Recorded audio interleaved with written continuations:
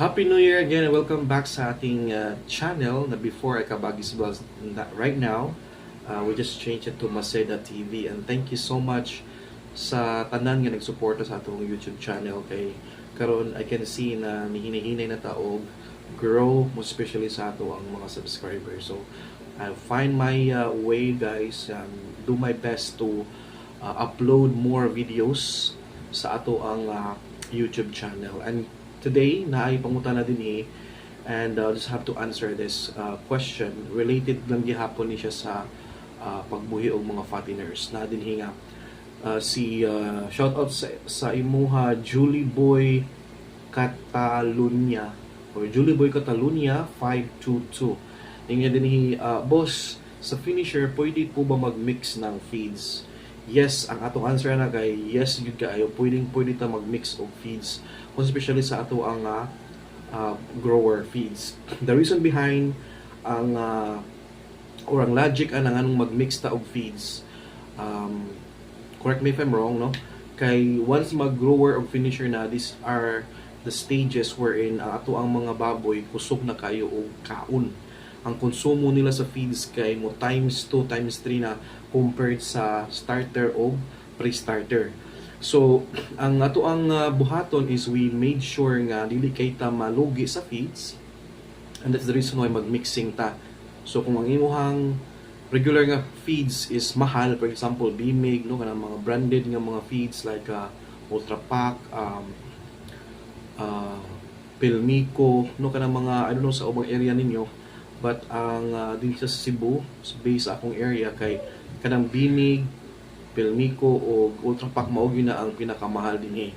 So kung mao na imuhang main nga gipakaon sa imuhang grower stage nga brand, then you can mix feeds katong mga barato-barato na nga mga feeds. Kay ang ato ang gibuhat diha kay at least di kay ta malugi sa atong feeds, but nindot ra gihapon ang resulta sa ato ang mga gialagaan ng mga fatteners. Ang uban din, if as far as I can remember, ilang i-mix sa ilahang feeds kay tahok. Ang gitawag na sa amo og tahok or kana bang mga kanang mash corn, no? Kanang gimash nga mga corn nga napoy kanang uban nga isahog na kanang basta barato ra ang kilo niya kanang mga sobra-sobra na sa mga humay, like imo na siyang ipagaling or mais na sila yung mga sobra-sobra. So ang tawag na niya kay mga kuan na siya, basta na ay term ana sa amo kay tik-tik o sa Bisaya, pero mo na siya ipang mix sa feeds before para lang bugat gihapon ang busog ang atong mga baboy mo, especially sa grower stage o sa finisher stage. Then kung daghan-daghan mo og puhunan, yan tanaw ninyo kaya ra ninyo sad ipadayon ang branded nga feeds without mix nga ibutang, din pwede ra gihapon. Pero again, for me mas maayo na tay ibutang ang mga mix para sa ato ang pakaon nga grower o finisher kay dako gyud kayo og difference akong nabantayan. Kay ang for example mo konsumo og one sack, no, ang kana imong gialagaan in 1 week, kung imo lang i-mix mo extend pa nag 2 weeks to 3 weeks.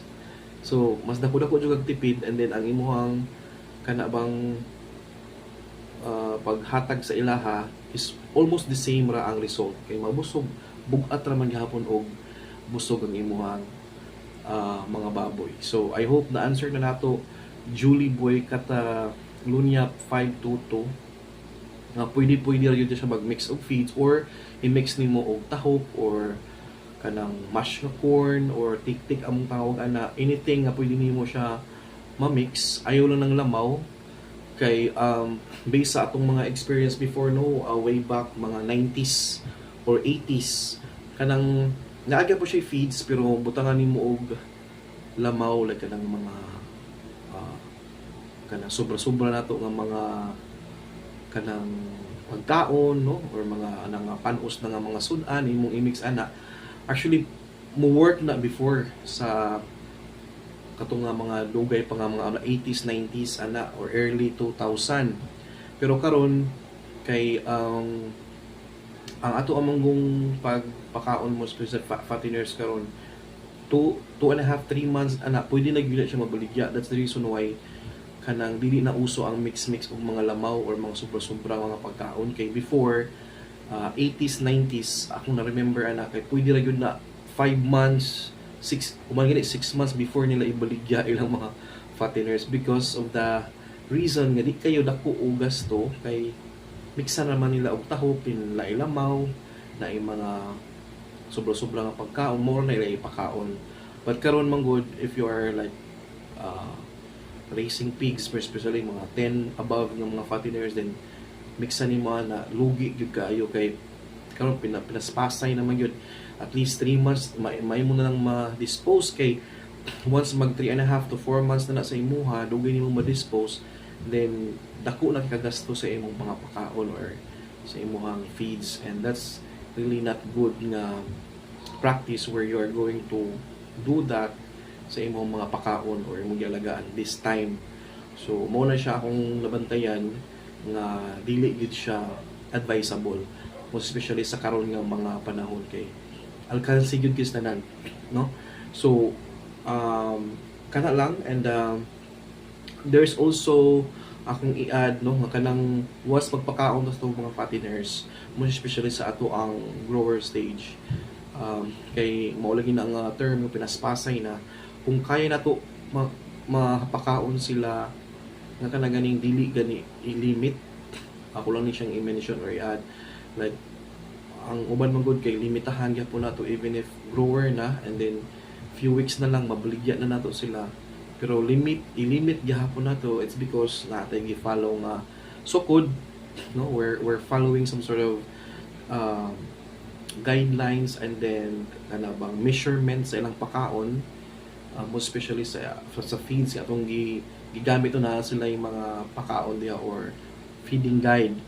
So kini ako ni siyang i-add because somehow most of us will do this, and the same time kana bang magka-problema ta once ibaligya na kay ni follow man ta ko sa sukod.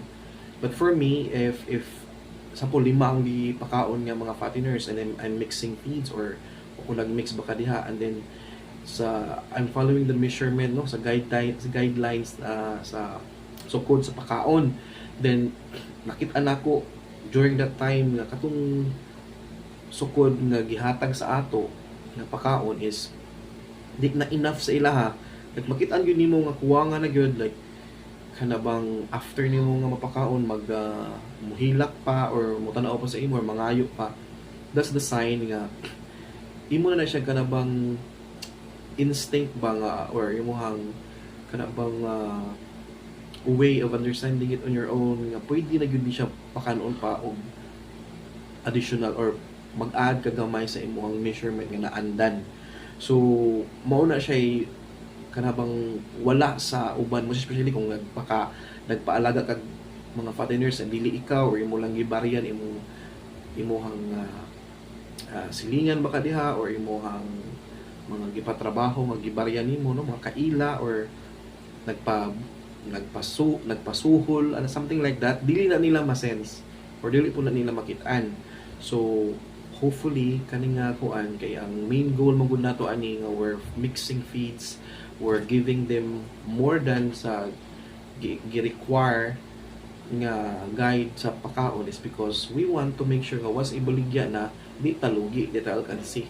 Kay kung ato manggod na siyang ipadayon nga kuwang masense nimo kuwang gyud, then mustik lang gyapon kana kay maulagi na guidelines, maulagi na feeding guide nga ato ang gisunod, then sayang no mo dako or mo bugat pa unta sila. And I hope that makes sense, and thank you so much for that question, Julie Boy Catalunya 522. Thank you so much for watching.